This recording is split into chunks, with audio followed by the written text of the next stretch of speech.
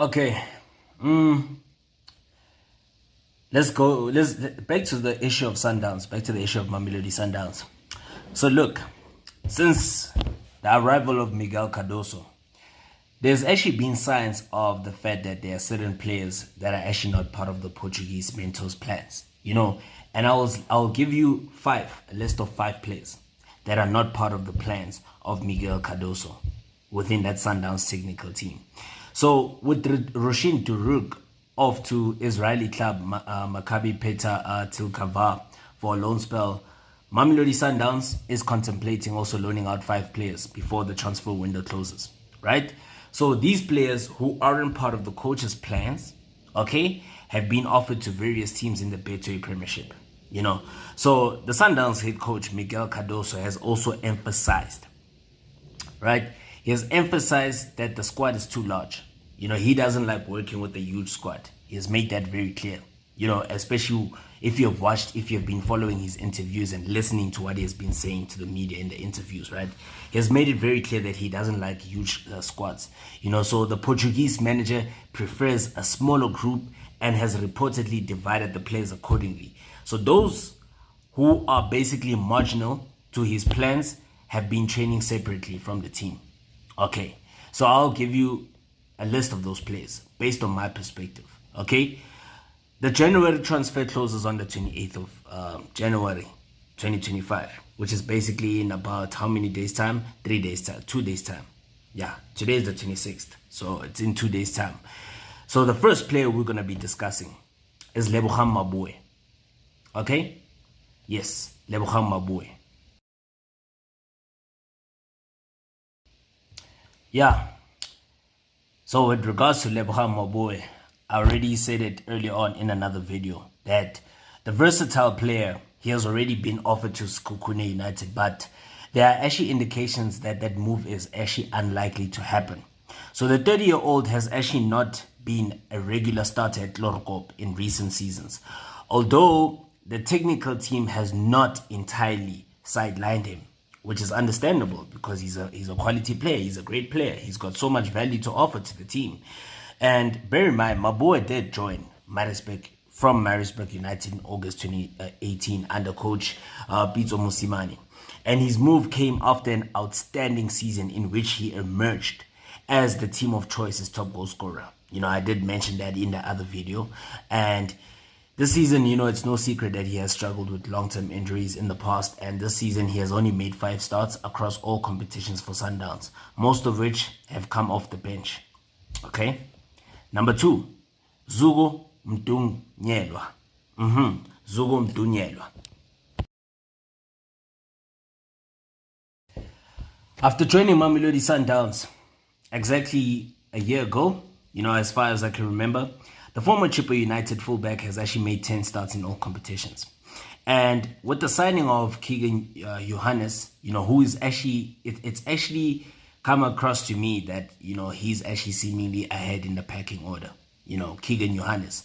So this season, Mdunyelwa has only made 1 start and 2 substitute appearances, So Sekhukhune United again, as always, which comes as no surprise once again, are reportedly interested in him and have made Sundowns away.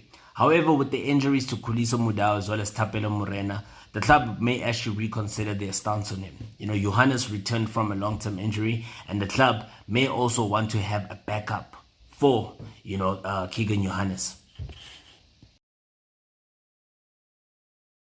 As we continue, number 4, Thembinkosi Lodge, Nyoso, udlala kamnandi.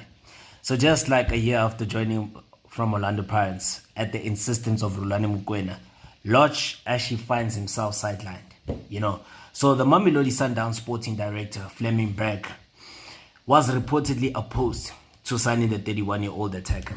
And so far this season, he has only made about 2 starts and 5 substitute appearances, scoring only 1 goal and providing 1 assist. So he really makes the matchday squad.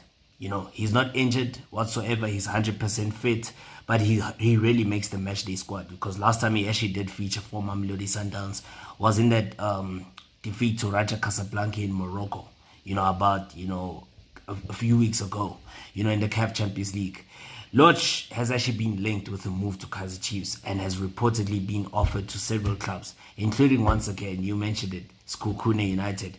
And Cardoso has seldomly, utilized him in match situations. His last appearance came on January the 4th, during that 1-0 loss to Raja Casablanca away from home. And that match marked his sole appearance under Cardoso, who succeeded coach Manqoba Mngqithi, meaning he has only played about 3 minutes of football under his Portuguese mentor. So that already tells you everything you need to know about Thembi Nkosi's Lodge's career at the Tlhorko Bay side. And it will actually be a very shocking transfer if this transfer was to actually materialize, seeing him actually joining Kaizer Chiefs.